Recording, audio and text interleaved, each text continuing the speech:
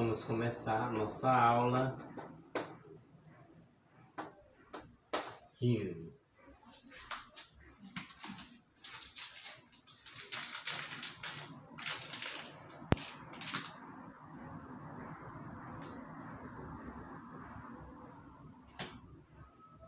Portanto, vamos começar a aula 15.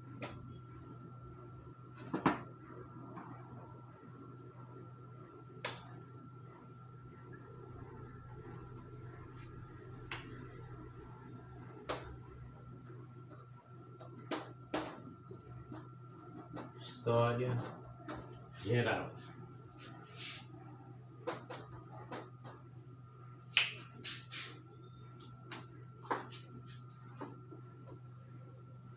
Vamos em rápida, uma rápida pincelada sobre o assunto, né?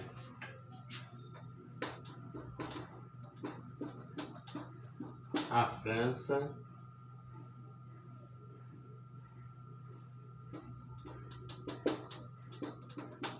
século XIX.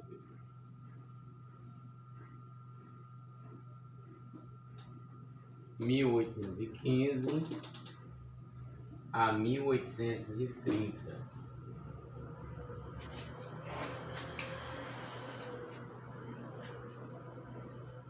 Diante da derrota de Napoleão Bonaparte, Luís XVIII da dinastia dos Bourbons retorna no poder, apoiado pelo princípio da legitimidade.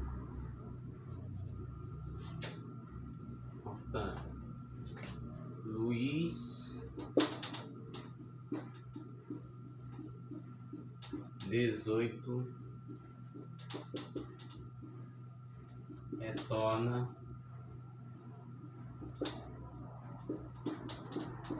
ao poder. Legitimidade. Princípio da legitimidade com derrota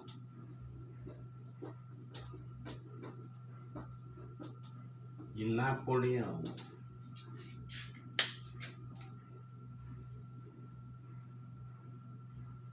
Luís XVIII da dinastia dos Bourbons retorna ao poder apoiado pelo princípio da legitimidade. Portanto, dinastia dos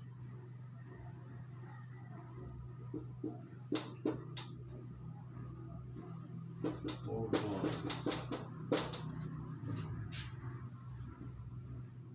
A restauração foi validada pelo fortalecimento do poder do rei no legislativo, que em sua maioria era formado por integrantes escolhidos pelo mesmo.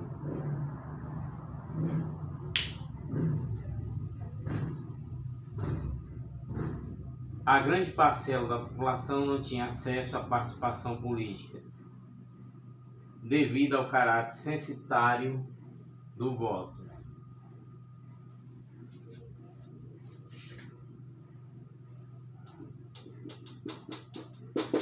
Censitário era o voto, portanto a grande população não tinha acesso ao voto. O que vamos destacar na aula é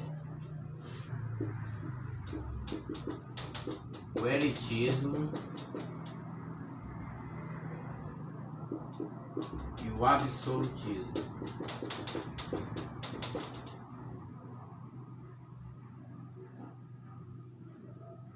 Depois vamos destacar Carlos X. Depois Jornadas Gloriosas. Jornadas Gloriosas.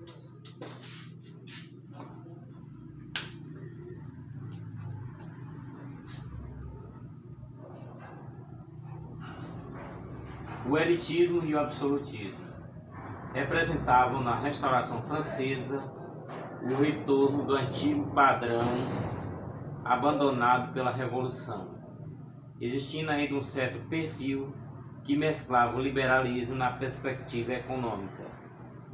Mas longe de expressar um ambiente de máxima expressão burguesa, a nova Constituição estabelecida pelos Bourbons buscava eliminar os avanços estabelecidos no processo revolucionário. O reacionismo foi fortalecido por Carlos X, Conde Artois, trazendo para a França a restauração de privilégios do clero e da nobreza. Os liberais faziam oposição a Carlos X através de Luiz Felipe e do jornal O Nacional. Mobilizavam as massas descontentes com a já grave situação socioeconômica que lembrava os momentos antecedentes à Revolução Francesa. As Jornadas Gloriosas representavam a forte oposição das camadas populares ativistas ao conservadorismo do rei, marcadas por barricadas levantadas nas ruas de Paris, influenciadas pela burguesia francesa. Esse movimento impulsionara a fuga de Carlos X, receoso quanto ao desdobramento revolucionário, e levaram à Revolução Francesa e à decapitação de seu irmão Luís XVI.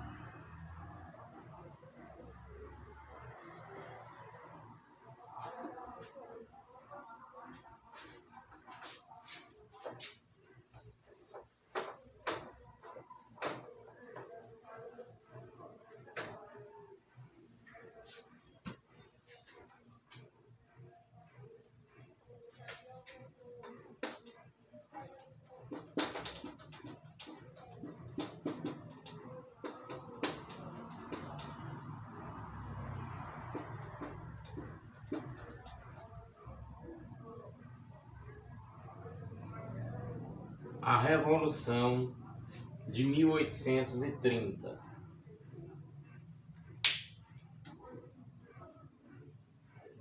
A Revolução de 1830 foi um golpe nas instituições restauradoras do Congresso de Viena, determinando inclusive um ambiente progressista, que funcionaria como célula revolucionária para outros movimentos que ocorreriam na Europa, como o de 1848.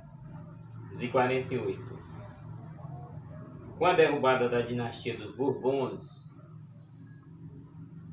ocorre a ascensão do rei dos burgueses, de 1830 a 1840. O governo dos banqueiros representou um avanço liberal na Europa, sepultando o conservadorismo do antigo regime observado no Congresso de Viena. O reformismo constitucional enfatizou o liberalismo, submetendo o rei, fortalecendo o parlamento e confirmando um Estado laico, sem uma religião oficial. Mesmo face a este reformismo, o caráter censitário se manteve na França, atendendo aos interesses burgueses e ignorando o proletariado. Os opositores do governo, socialistas, republicanos, faziam crítica ao caráter censitário do sistema político. Reuniam-se em torno de refeições, inclusive com a participação popular. Esse evento ficou conhecido como Política dos Banquetes. Em fevereiro de 1848, o ministro francês Guizot decidiu proibi-las. O rei não cedia às pretensões dos opositores e a tensão que colocava o povo e a Guarda Nacional como aliados, e levou Luís Felipe a fugir para a Inglaterra. A Revolução de 1848 teve uma forte repercussão em várias partes do mundo, encontrando concordância com as massas populares ávidas por reformas sociais significativas. Vamos destacar aqui a política dos banquetes.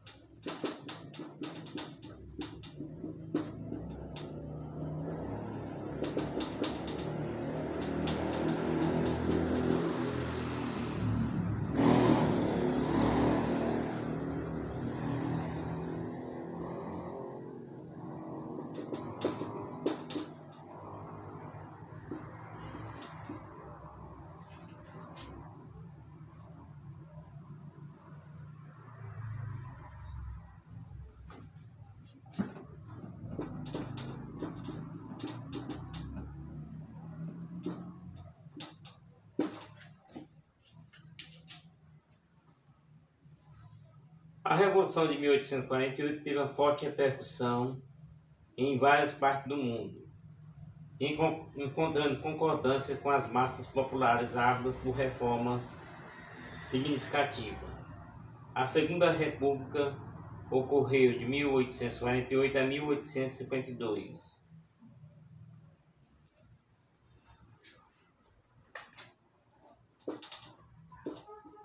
Segunda República de 1848 a 1852.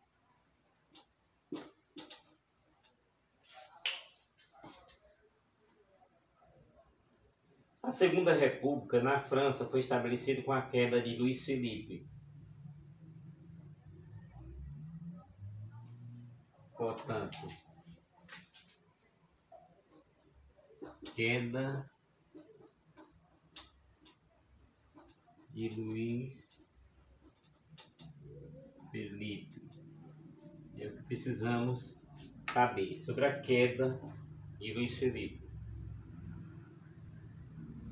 Foi instalado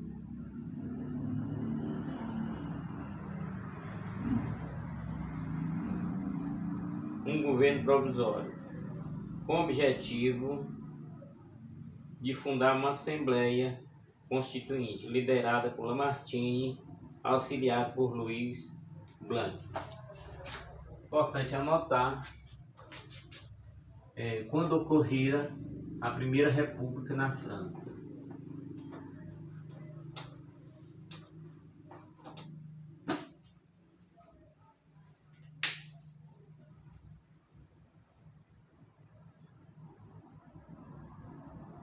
Mil setecentos e noventa e dois,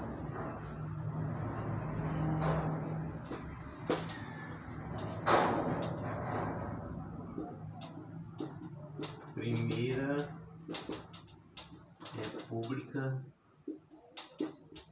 na França.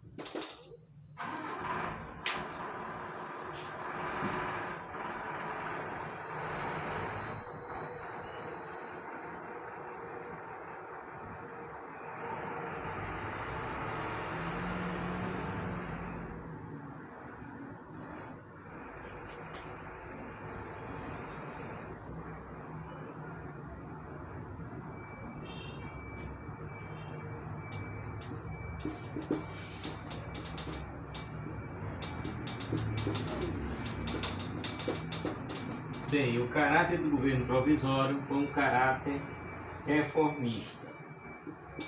Então, o governo provisório, Lamartine,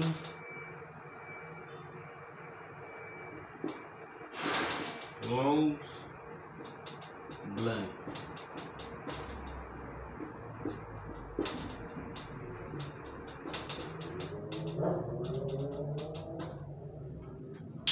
Governo provisório. O novo governo foi marcado por um caráter reformista, com a adoção do sufrágio universal. A tensão política entre socialistas, trabalhadores e burgueses ampliava-se, já que estes primeiros queriam uma maior participação nesse novo governo, através da implantação de direitos trabalhistas,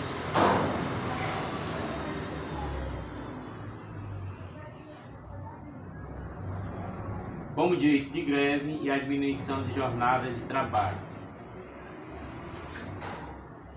Portanto, nesse novo governo de caráter reformista, a adoção do sufrágio universal, do direito a voto estendido a todos, a tensão entre trabalhadores socialistas e burgueses ampliava-se cada vez mais.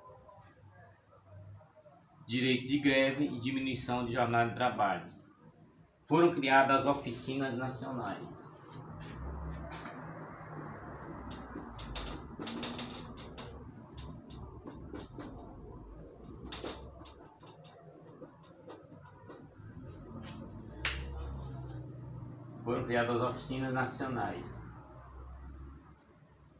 Com apoio do governo, gerando emprego para uma parcela dos desempregados. Os grandes proprietários moderados temiam o reformismo popular, tendo na lembrança o passado jacobinista do terror montanhês, que foi de 1793 a 1794. Nas eleições da Assembleia Constituinte, os moderados saíram vitoriosos, absorvendo o maior contingente de lugares no parlamento.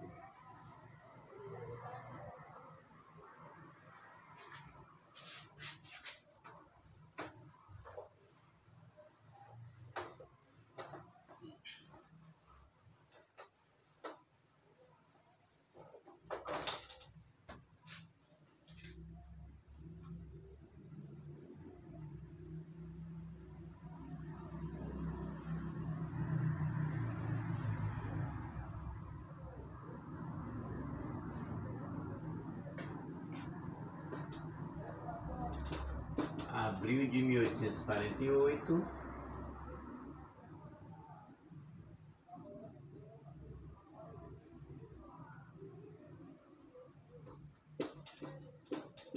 moderados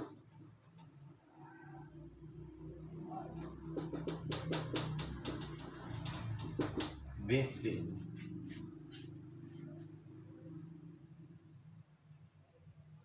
As manifestações populares tornaram-se mais intensas e a tensão entre socialistas e moderados tumultuava Paris. Com a liderança do general Cavaignac, o Estado combateu os revoltosos, restringindo as liberdades individuais e fechou as oficinas nacionais, dando à revolução forma de guerra civil. Mais de 3.000 pessoas foram executadas e tantas outras foram deportadas para as colônias. A burguesia vence com as forças conservadoras e implanta uma nova Constituição, que determinava a instalação de novo governo, sendo eleito presidente José Bonaparte, sobrinho de Napoleão I. Portanto, quem liderava era o general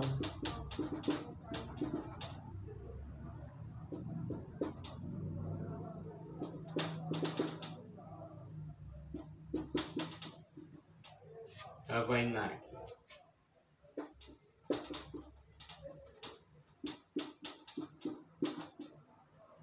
A burguesia vence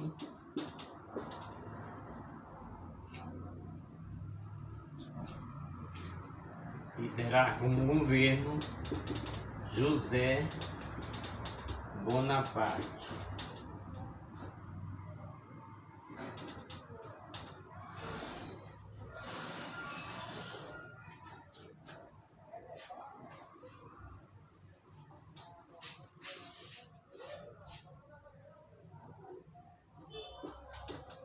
Sobrinho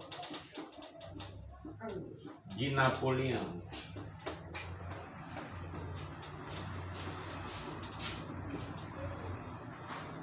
Sobrinho de Napoleão.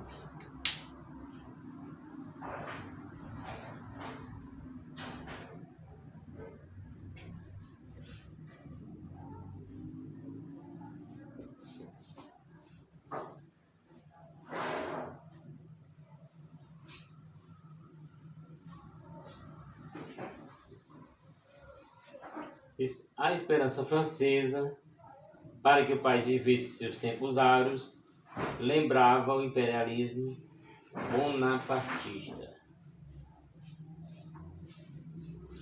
Leitura complementar.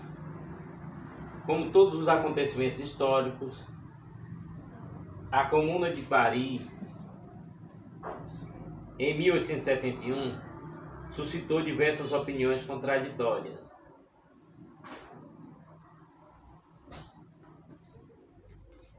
Portanto,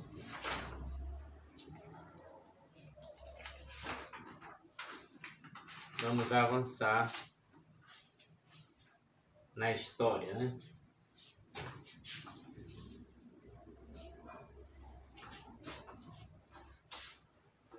A história continua até chegarmos na Primeira Guerra Mundial. O mundo começa a armar seus governos para então a Primeira Guerra Mundial. Nós já vamos avançando para unificação,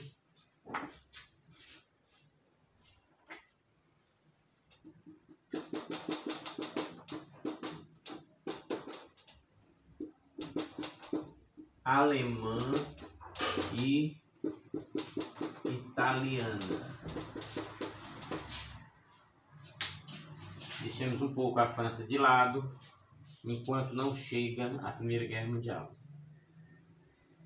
Durante a primeira metade do século XIX, a Europa vivenciou um contexto marcado por divergências que envolviam forças de transformação, as tendências liberais e as de conservação, a tentativa de restauração absolutista. Diante desse panorama, a burguesia desenvolveu um discurso voltado para o fortalecimento de seus interesses socioeconômicos, reafirmou o liberalismo e nacionalismo, evidenciou um combate à tentativa de restauração do antigo regime. Vamos recordar que o liberalismo representava uma ideologia burguesa impulsionada pelo iluminismo e buscava garantir a supremacia dessa classe.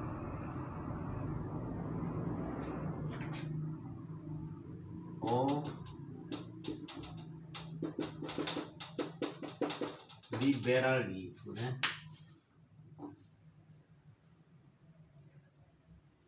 O nacionalismo pregava a proteção aos valores liberais e naturais, ligados a um povo com uma identidade cultural comum. Portanto, os ideais nacionais também continham em sua essência o interesse burguês de colocar toda a nação à sua disposição.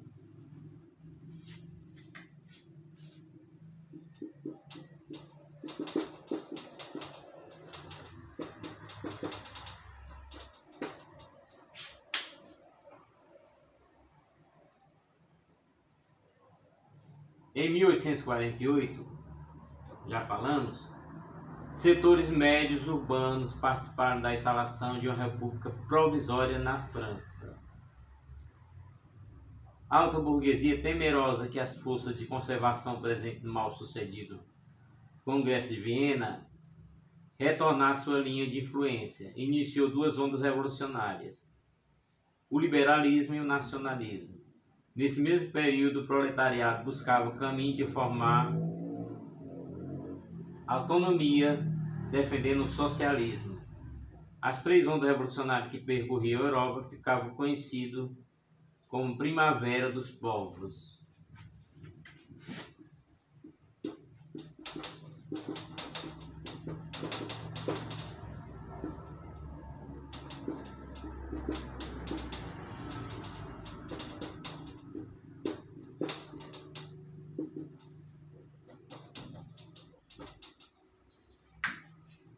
Primavera dos Povos. Mas a burguesia se afastaria das tendências revolucionárias e românticas para, de forma realista, garantir e consolidar sua posição política e econômica na Europa.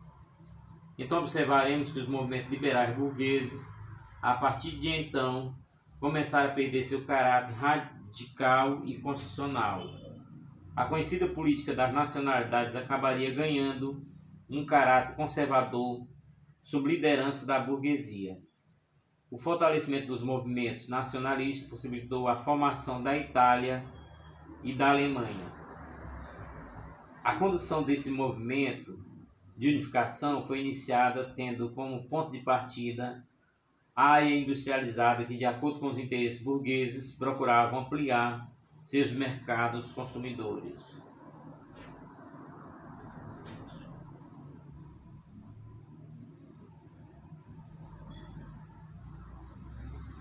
A unificação alemã está inserida no contexto político e econômico europeu na segunda metade do século XIX. A política das nacionalidades, no caso germânico, teve a liderança da Prússia, que atravessava um momento de crescimento industrial e buscava novos mercados. Vamos já começar a falar sobre a unificação alemã.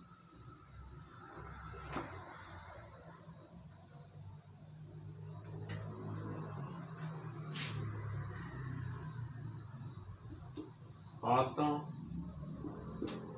von Bismarck. Em nosso estudo, muito importante fazer esses rabiscos. E como é muito conteúdo sintetizado, não podemos só ficar falando. Nós temos que fazer a leitura do resumo, que é essencial para você. Se ficarmos falando, a história vai ficar maior ainda. Otto von Bismarck desempenha a função de primeiro-ministro do rei prussiano Guilherme I.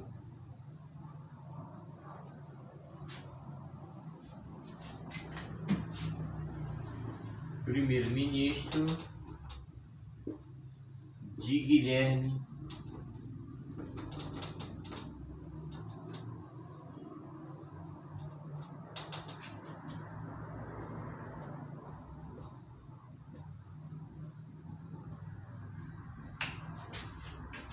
Pronto. Primeiro-ministro do rei prussiano Guilherme I da dinastia Hohenlohe. Para Bismarck, a unificação só iria acontecer com o fim da influência austríaca sobre o território germânico. A Áustria havia estado na liderança do Congresso de Viena. Na tentativa de antecipar o processo de unificação, Bismarck montou uma estratégia de integração econômica com a criação do Zollverein, colocando a Prússia à frente dos estados germânicos participantes do processo.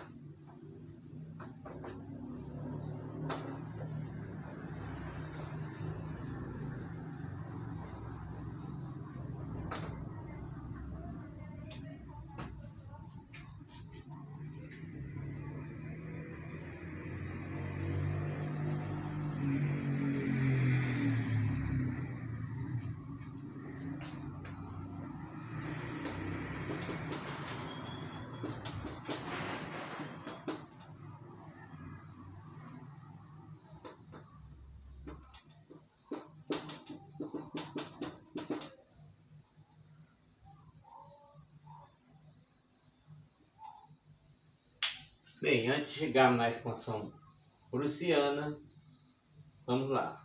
A unificação econômica antecedeu a política. Esta foi consolidada depois de 3 guerras. A expansão prussiana se fortalecia à medida que seu militarismo avançava.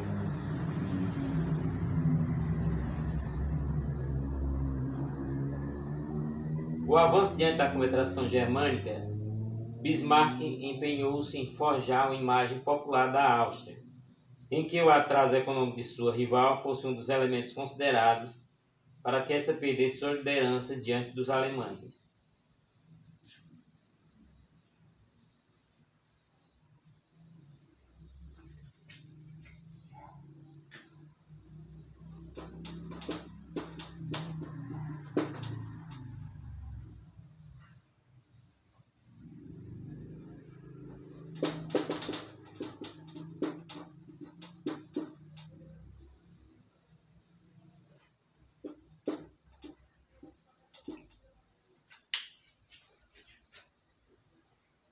Na Guerra dos Dois Ducados, 1864, Bismarck aliou-se à Áustria para conquistar as regiões de Schleswig e Holstein, habitado por populações germânicas, mais pertencente ao reino da Dinamarca.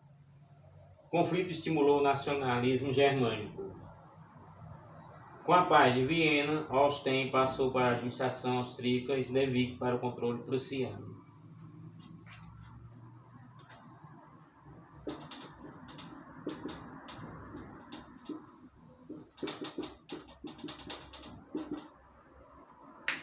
Quer dizer, a paz de Viena é exatamente um acordo. Dando continuidade à sua estratégia de unificação, Bismarck invadiu Holstein e deu início a uma nova guerra. o conflito austro-prussiano.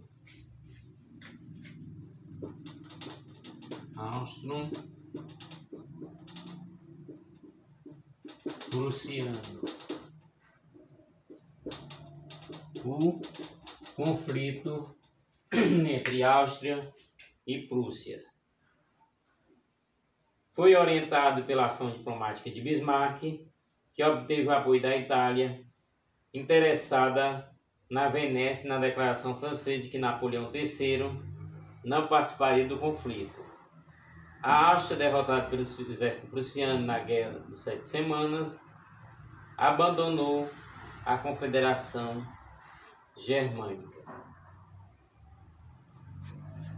Portanto, Guerra das 7 Semanas,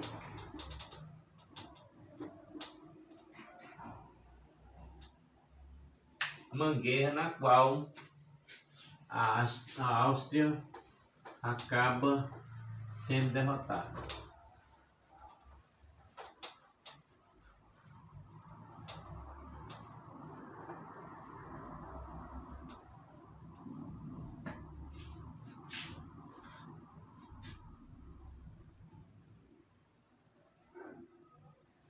A Áustria abandonou, com a sua derrota, a Confederação Germânica.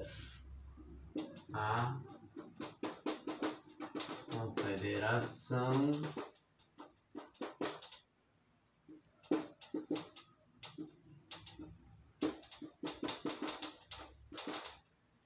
Lembrando que o resumo histórico da aula 15 é em 45 minutos. Portanto, o tempo estará passando muito rápido na história em 45 minutos, mas é essencial para estudar as bases para os concursos.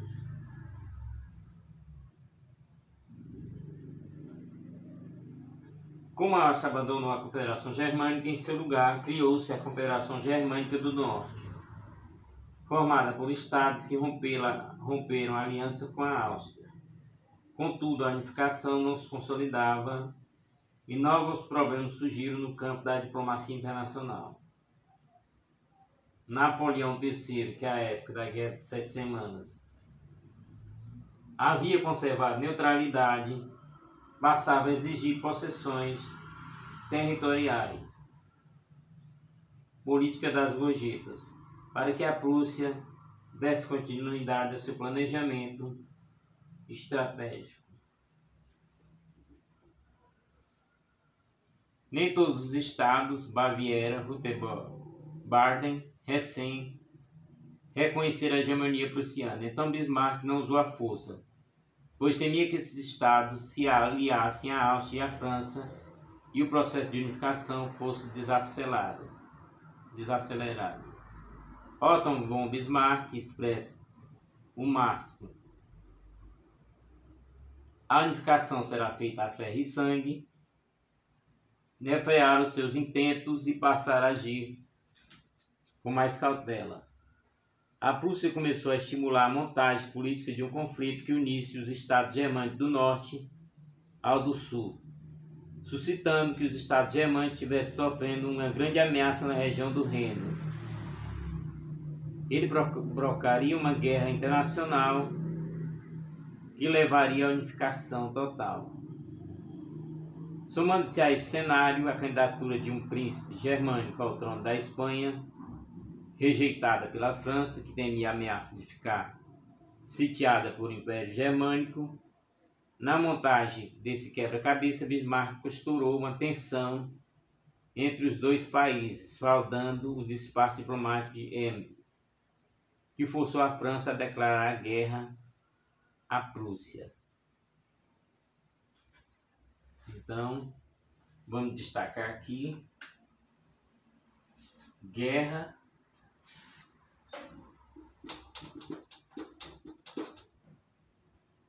franco-prussiana.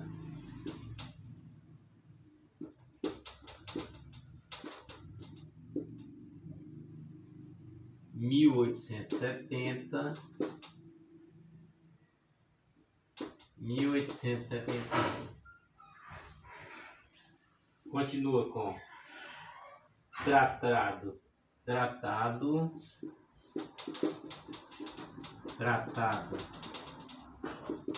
de Frankfurt,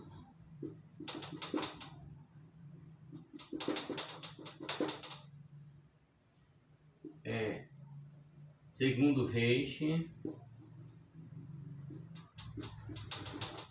os assuntos que nós vamos terminar. Política revanchista,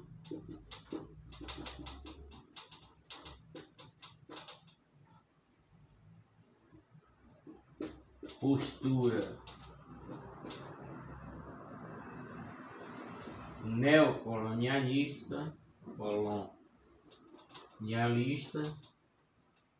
e como falamos, tudo isso nos levaria à Primeira Guerra. A Guerra Franco-Prussiana. A Guerra Franco-Prussiana que duraria de 1870 a 1871. Teve repercussão importante, como a queda do Segundo Império Francês e a unificação da Alemanha. Com a assinatura do Tratado de Frankfurt, a França entregou a região da Alsácia-Lorena à Prússia, tendo ainda que pagar alta indenização. Em Versalhes, Guilherme I inaugurava o Segundo Reich, consolidando a unificação política. Em oposição às humilhações e perdas sofridas, os franceses desenvolveram uma política revanchista, como uma tentativa de recuperar as perdas sofridas aos alemães. Pelo atraso de sua unificação, a Alemanha apresentou uma postura neocolonialista, tardia diante da liderança do capitalismo inglês e francês. A Alemanha exigia uma nova partilha colonial, aprofundando justamente com o crescimento do pangermanismo a composição da força que levaria à Primeira Guerra Mundial.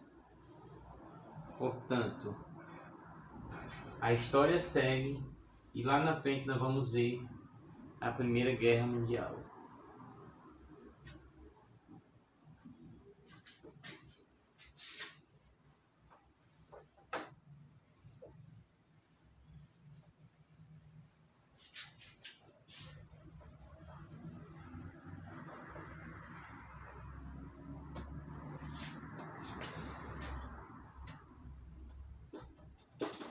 Vamos entrar agora no assunto unificação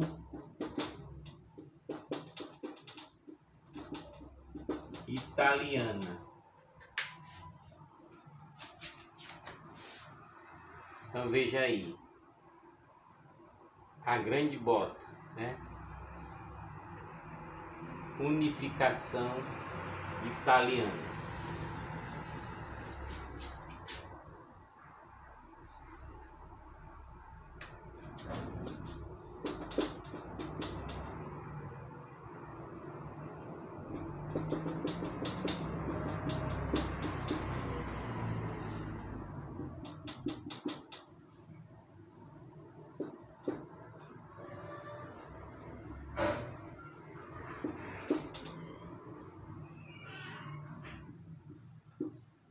Vamos destacar os assuntos da unificação italiana. Lembrando a grande influência da Áustria naquele período da história.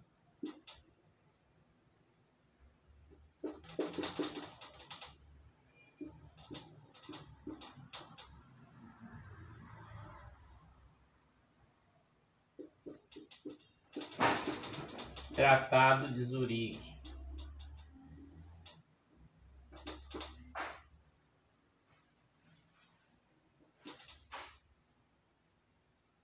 Também Vamos destacar também a Lombardia.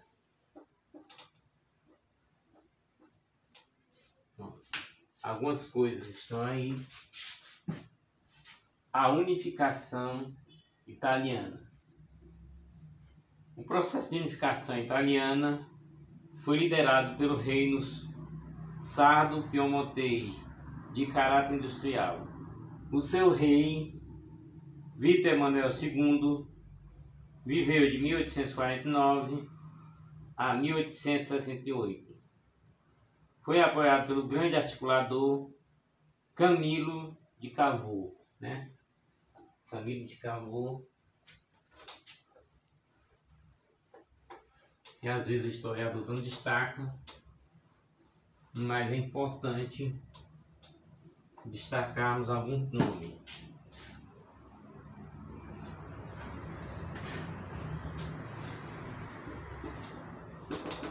Camilo de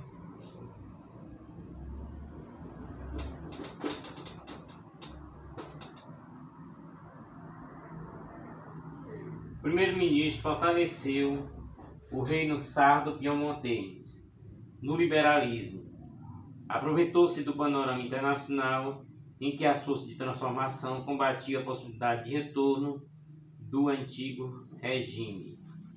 Portanto, era um governo liberal, né? Era um governo liberal.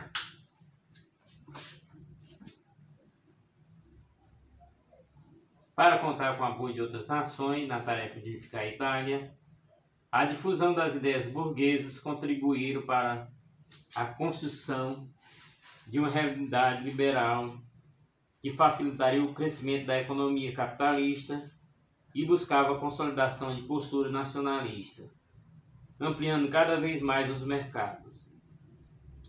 A oposição austríaca se firmou devido ao seu domínio sobre regiões como Lombardia, Venécia. Estava unida a uma grande significativa de dirigentes italianos. A aliança entre Piemonte e França representava uma ferramenta extremamente significativa para que o processo de unificação pudesse prosperar, caso Piemonte fosse invadido pela Áustria. Teria o apoio francês, em troca, Piemonte entregava Nice e Savoia à França. O Império Francês receberia a compensação territorial, garantia financeira e comercial, que favorecia o seu capitalismo. Em 1859, o conflito começava, estimulado por Cavour. Italianos e franceses derrotaram os austríacos e conquistaram a Lombardia. Pelo Tratado de Zurique, essa região foi entregue a Piemonte, Sardenha, fortalecendo o norte italiano industrializado, a região do Vale do Po. Bom, tá aí, aqui começa a nossa história sobre a unificação italiana, no qual vamos estar terminando nosso assunto hoje. Devido aos franceses estarem envolvidos na Guerra Franco-Prussiana, suas tropas desguarneceram a região romana, área que era protegida pelos franceses, por ser de identidade católica. Mesmo com a oposição de católicos radicais que não aceitavam o domínio piemontês sobre os estados pontifícios, a ação de movimento revolucionário, como os camisas vermelhas de Garibaldi, que tomaram a região de Nápoles ou das Sicílias, efetivou a tomada das regiões de Parma, Lucca, Módena, Toscana e o reino de Nápoles, anexada à monarquia sardo-piemontesa, por um plebiscito com apoio da maioria nacionalista dos italianos. Em 1861, Vítor Emanuel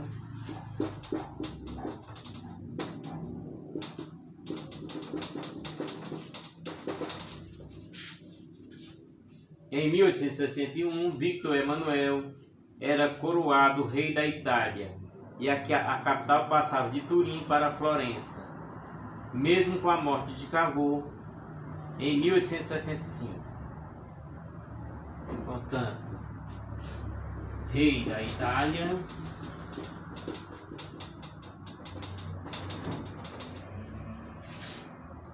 para quem não sabe, né, que capital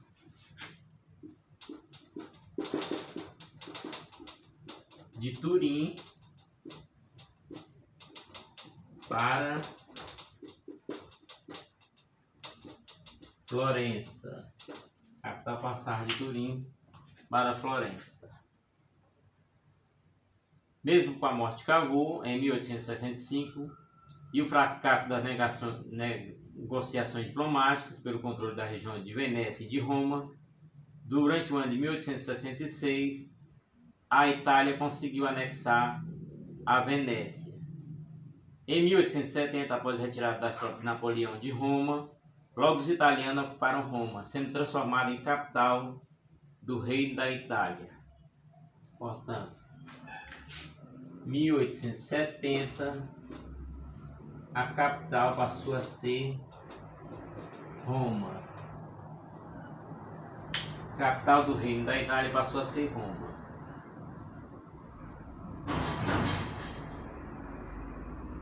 Concretizada a unificação, novos problemas existiram para a Casa de Saboia. Vamos terminando a nossa aula. Aula 15. Para continuarmos na próxima aula, aula 16, a continuação da história do mundo.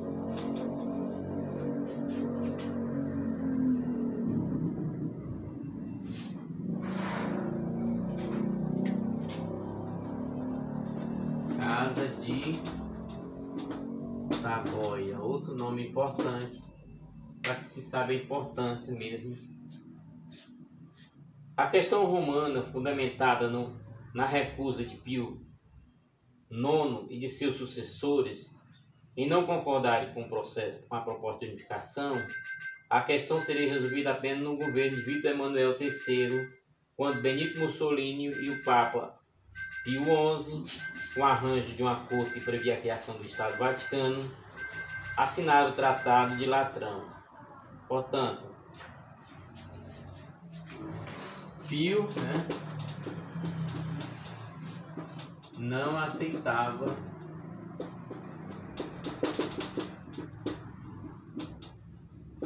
a unificação.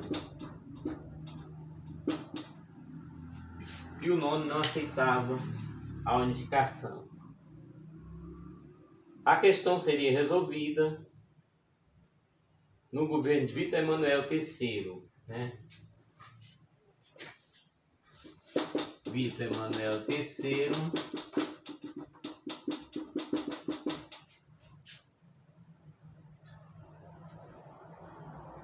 quando Benito Mussolini e o Papa Pio XI, com arranjo de um acordo que previa a criação do Estado Vaticano, assinaram o Tratado de Latrão.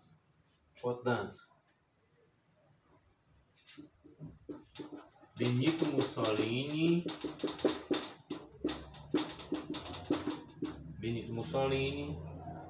Papa Pio XI,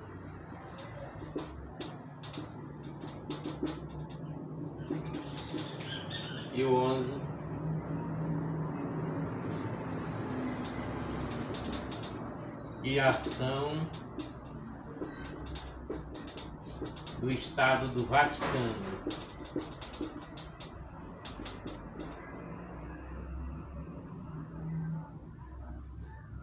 No Tratado de Latrão.